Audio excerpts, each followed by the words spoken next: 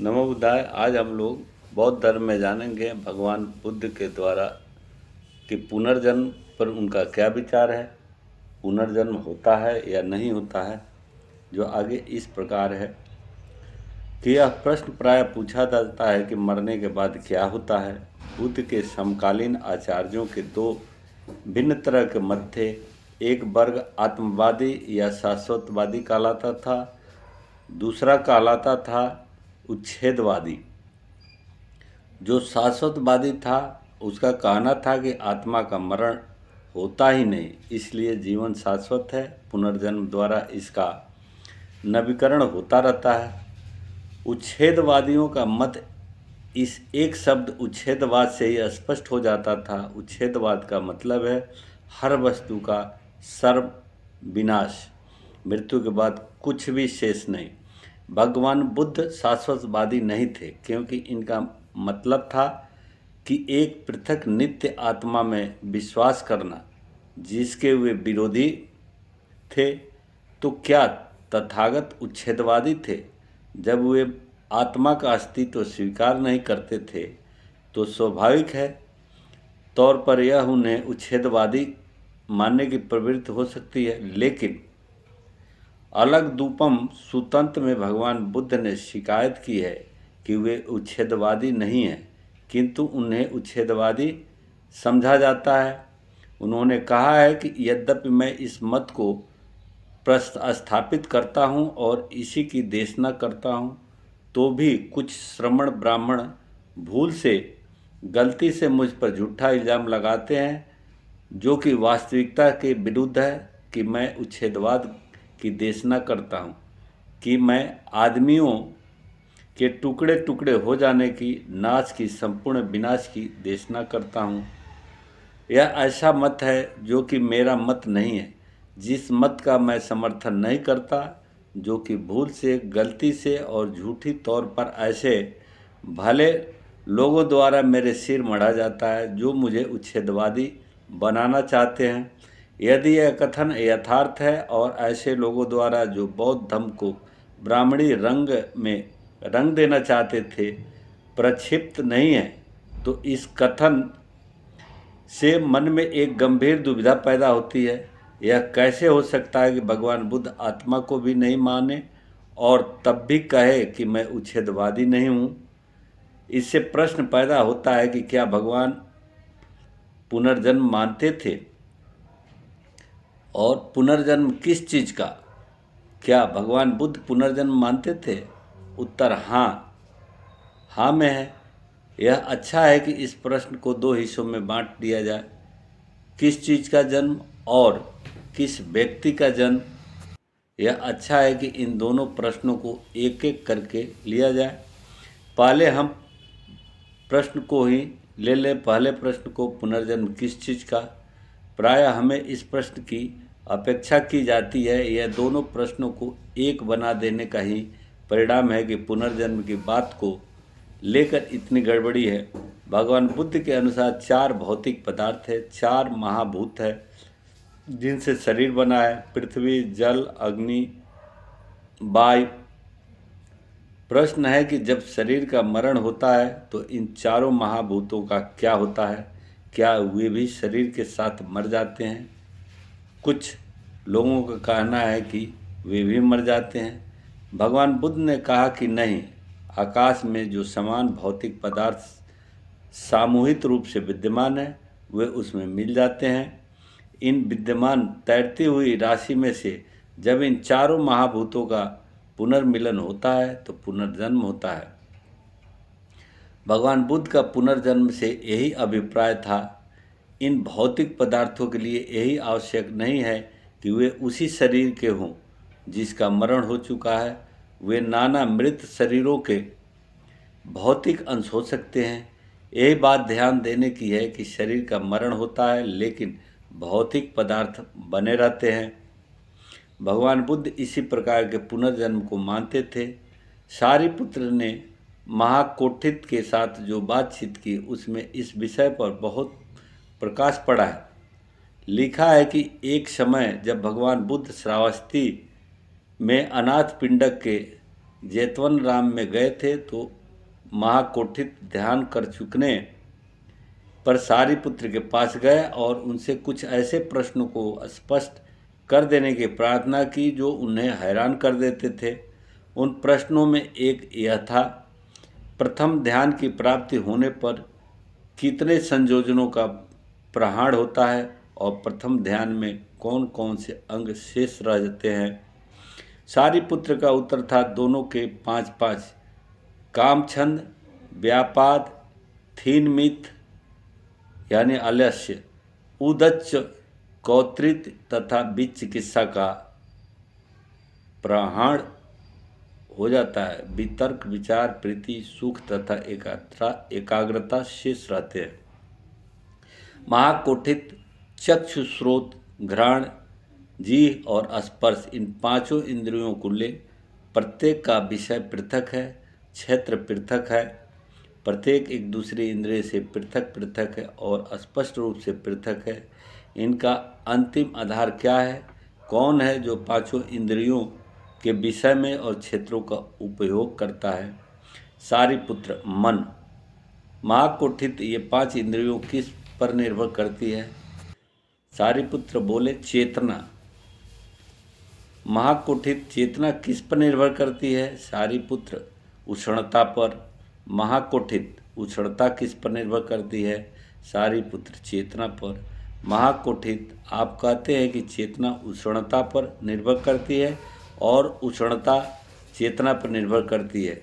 इसका ठीक ठीक क्या अर्थ समझा जाए? सारिपुत्र, एक उदाहरण द्वारा समझाया जाता है। जैसे प्रदीप्त के प्रकाश से प्रदीप की लौ प्रकट होती है और प्रदीप की लौ से प्रदीप का प्रकाश प्रकट होता है, उसी प्रकार चेतना उष्णता पर निर्भर करती है और उष्णता चेतना पर निर्भर करती है।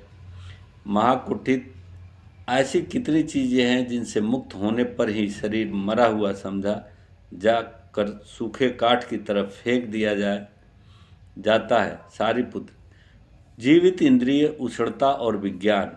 महाकुठित, मृत देह में और उस ध्यानी भिक्षु में जिसने संज्ञा और वेदना का निरोध कर रखा है, क्या अंतर है? सारिपुत्र, मृत देह में न केवल शरीर, वाणी और मन की क्रिया शांत हो जाती है, बल्कि चेतना, जीवित इंद्रिय भी नहीं रहती, उष्णता भी नहीं रहती तथा इंद्रियों का भी मूल्योच्छेद हो जाता है। जबकि ध्यानी भिक्षु की चेतना बनी रहती है, उष्णता बनी रहती है तथा इंद्रिया भी बनी रहती है। श्वास प्रश्वास बंद हो जाता है, इंद्रियों की वितर्क, विचार, संज्ञा आदि क्रियाएं शांत हो जाती है। संभवतः यह मृत्यु या उच्छेद की सर्वाधिक श्रेष्ठ तथा सर्वाधिक संपूर्ण व्याख्या है। इस संवाद में केवल एक कड़ी की कमी है। महाकोठित को चाहिए था कि वह सारिपुत्र से यह भी पूछते कि उष्णता से क्या मतलब है। सारिपुत्र ने क्या उत्तर दिया होता, इसकी कल्पना आसान नहीं, लेकिन इसमें भी कोई संदेह नहीं कि उष्णता का मतलब है शक्ति। इस तरह से यदि उत्तर को थोड़ा अधिक स्पष्ट कर दिया जाए तो इस प्रश्न का कि मरने पर क्या होता है, यही उत्तर हो सकता है कि शरीर शक्ति उत्पन्न करना बंद कर देता है। लेकिन यह तो केवल उत्तर का एक हिस्सा ही है, क्योंकि मृत्यु का एक मतलब यह भी है कि शरीर में से जो शक्ति निकल जाती है वह उस सारे शक्ति समूह के साथ मिलकर एक हो गई जो विश्व में संचार कर रहा है। इसलिए मृत्यु के 2 अर्थ है। एक और तो इसका अर्थ है कि नई शक्ति की उत्पत्ति रुक जाना, दूसरी ओर इसका अर्थ है कि विश्व में जो शक्ति पुंज संचरण कर रहा है उसमें कुछ वृद्धि हो जाना। संभवतः मृत्यु के इन दोनों बुद्ध ने पहलुओं को ही कारण भगवान कहा कि वे उच्छेदवादी नहीं थे। जहाँ तक आत्मा की बात है वे उच्छेदवादी थे, किंतु जहाँ नाम रूप की बात है वे उच्छेदवादी नहीं थे। इस व्याख्या को स्वीकार कर लेने पर यह समझना कठिन नहीं है कि भगवान बुद्ध ने ऐसे क्यों कहा कि वे उच्छेदवादी नहीं हैं। वे नाम रूप की पुनरावृत्ति में विश्वास रखते थे, आत्मा के पुनर्जन्म में नहीं। इस प्रकार व्याख्यात होने पर भगवान बुद्ध का मत वर्तमान विज्ञान से सर्वथा अनुकूल है। केवल इसी अर्थ में कहा जा सकता है कि भगवान बुद्ध पुनर्जन्म में विश्वास रखते थे। शक्ति कभी शून्य में परिणित नहीं होती, विज्ञान का यह पक्का सिद्धांत है। यदि मृत्यु का यह अर्थ किया जाए कि मृत्यु अनंतर कुछ नहीं रहता, तो यह बात विज्ञान के विरुद्ध होगी, क्योंकि इसका मतलब यह होगा कि सामूहिक रूप से शक्ति में सातत्य नहीं है। यही एक ऐसा तरीका है जिससे पुनर्जन्म संबंधी दुविधा का अंत हो जाता है। और पुनर्जन्म किसका? सबसे कठिन प्रश्न है, पुनर्जन्म किस व्यक्ति का? क्या वही मरा हुआ आदमी एक नया जन्म ग्रहण करता है? क्या भगवान बुद्ध इस सिद्धांत को मानते थे? उत्तर है, इसकी कम से कम संभावना है। यदि मृत आदमी के देह के सभी भौतिक अंश पुनः नए सिरे से मिलकर एक नए शरीर का निर्माण कर सके, तभी यह मानना संभव है कि उसी आदमी का पुनर्जन्म हुआ। यदि भिन्न भिन्न मृत शरीरों के अंशों के मेल से एक नया शरीर बना, तो यह पुनर्जन्म तो हुआ, लेकिन यह उसी आदमी का पुनर्जन्म नहीं हुआ। भिक्षुणी खेमा ने राजा प्रसेनजीत को यह बात अच्छी तरह समझा दी थी। एक बार तथागत श्रावस्ती के पास अनाथ पिंडक के जेतवन राम बिहार में ठहरे हुए थे। अब उस समय कौशल जनपद में चारिका कर चुकने के बाद भिक्षुणी खेमा श्रावस्ती और साकेत के बीच तोरणबत्तू नाम स्थल पर ठहरी हुई थी। उस समय कौशल नरेश प्रसेनजीत साकेत से श्रावस्ती आ रहा था। साकेत और श्रावस्ती के रास्ते में वह एक रात के लिए तोरणबत्तू में रुका। कौशल नरेश राजा प्रसेनजीत ने एक आदमी को बुलाकर कहा, अरे भले आदमी, किसी श्रमण ब्राह्मण का पता लगा जिसकी हम आज दिन संगति कर सकें। महाराज, बहुत अच्छा, उस आदमी ने कहा। वह सारी तोरणबत्तू में घुमा, किंतु उसे एक भी रमण ब्राह्मण ऐसा नहीं मिला जिसकी महाराज संगति कर सके। तब उस आदमी ने भिक्षुणी खेमा को देखा तो तोरणबत्तू में ठहरी हुई थी। उसे देखकर वो कौशल नरेश प्रसेनजीत के पास वापस गया और बोला, महाराज, तोरणबत्तू में कोई ऐसा रमण ब्राह्मण नहीं है जिसकी आप संगति कर सके, लेकिन महाराज, भिक्षुणी खेमा नाम की तथागत की एक शिष्या है। उसकी ख्याति सुनी है कि वह अरहत है, योग्य है, कुशल है, पंडित है, बातचीत में पटु है और प्रत्युत्पन्नमति है। महाराज, आज दिन आप उसकी संगति करें। तब कौशल नरेश राजा प्रसेनजीत भिक्षुणी खेमा के पास गया। पास जाकर अभिवादन किया और एक ओर बैठ गया। बैठकर उसने भिक्षुणी खेमा से कहा, आपका इस विषय में क्या कहना है? क्या तथागत मरणांतर रहते हैं? महाराज, यह बात भी तथागत द्वारा अव्याकृत ही है। तो यह कैसी बात है कि जब मैं पूछता हूँ कि क्या तथागत मरणांतर रहते हैं, तो आपका उत्तर होता है कि यह बात भी तथागत ने अव्याकृत रखी है। और जब मैं दूसरे प्रश्न पूछता हूँ, तब भी आपका यही उत्तर होता है कि यह बात भी तथागत ने अव्याकृत रखी है। कृपया यह बताएं कि क्या कारण है कि तथागत ने यह बात अव्याकृत रखी। महाराज, अब मैं आपसे एक प्रश्न पूछती हूँ, जैसा आपको लगे वैसा उत्तर देना। अब आप क्या कहते हैं? क्या आपके पास कोई गणक, कोई हिसाब लगाकर बता सकने वाला है, जो हिसाब लगाकर बता सके कि गंगा में इतने 100, इतने हजार व इतने लाख बालू के कण है? नहीं। तो कोई ऐसा गणक है जो ऐसा हिसाब लगाकर बता सकने वाला हो, जो यह बता सके कि समुद्र में इतना जल है, इतने 100 गैलन है, इतने हजार गैलन है या इतने लाख गैलन है? नहीं। तो यह कैसे है? समुद्र असीम है, बहुत गहरा है, इसके तल तक नहीं पहुंचा जा सकता। इसी प्रकार महाराज, यदि कोई तथागत के रूप में तथागत को मापना चाहे, तो तथागत का वह रूप परित्यक्त है।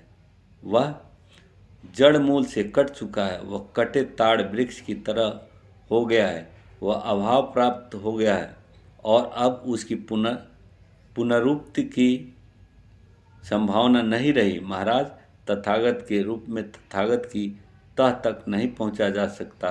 तथागत गंभीर है, तथागत असीम है और तथागत की तह तक नहीं पहुंचा जा सकता। ठीक वैसे ही जैसे समुद्र की, इसलिए यह भी नहीं कहा जा सकता कि तथागत मरणंतर रहते हैं, यह भी नहीं कहा जा सकता कि तथागत मरणंतर नहीं रहते हैं, यह भी नहीं कहा जा सकता कि तथागत रहते भी हैं और नहीं भी रहते हैं, और यह भी नहीं कहा जा सकता कि तथागत नहीं रहते हैं और नहीं भी रहते हैं।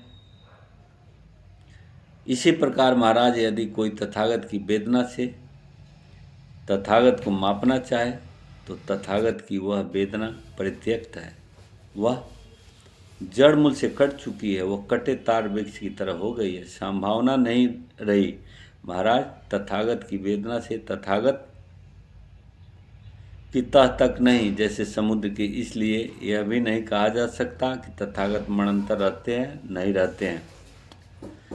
तथागत का वह विज्ञान प्रत्यक्त है, वह जड़ मूल से कट चुका है जैसे समुद्र की, इसलिए यह भी नहीं कहा जा सकता कि तथागत मरणंतर रहते हैं, नहीं रहते हैं। तब राजा प्रसेनजीत भिक्षुणी खेमा के शब्दों से प्रसन्न हुआ, आनंदित हुआ। वह अपने स्थान से उठा, उसे अभिवादन किया और चला गया। अब एक और अवसर पर राजा प्रसेनजीत तथागत के दर्शनार्थ गया। पास पहुंचकर अभिवादन किया और एक ओर बैठ गया। उसने तथागत से निवेदन किया, भगवान कृपया बताएं कि क्या तथागत मरणंतर रहते हैं। महाराज,